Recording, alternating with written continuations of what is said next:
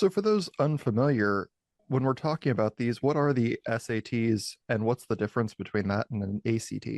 Yeah, so the SAT is the college admissions entrance exam. So for many colleges, they require either the SAT or the ACT, as you mentioned. So the ACT is a very similar exam, although there are some nuances and differences. For example, the ACT has a science section as well as an essay, whereas the SAT does not have those sections. It just tests math, reading, and writing skills. Now, one important caveat to point out is some colleges, due to the pandemic, have gone test optional, meaning that it's optional for students to submit these test scores.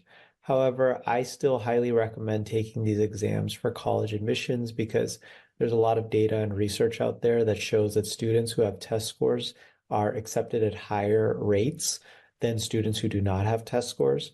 On top of that, by getting a high SAT or ACT score, you don't need to take both exams, although some students do in high school. You can be eligible for a lot of college scholarships. So many of my students have gotten $1.4 million, $500,000, $250,000, $100,000 college scholarships, which is really helpful given how expensive college has become.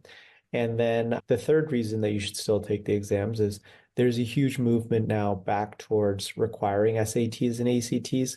Most recently, Harvard, Yale, MIT, Dartmouth, Brown, University of Texas at Austin, and dozens of other universities have reinstated these standardized tests as requirements, and they're no longer optional.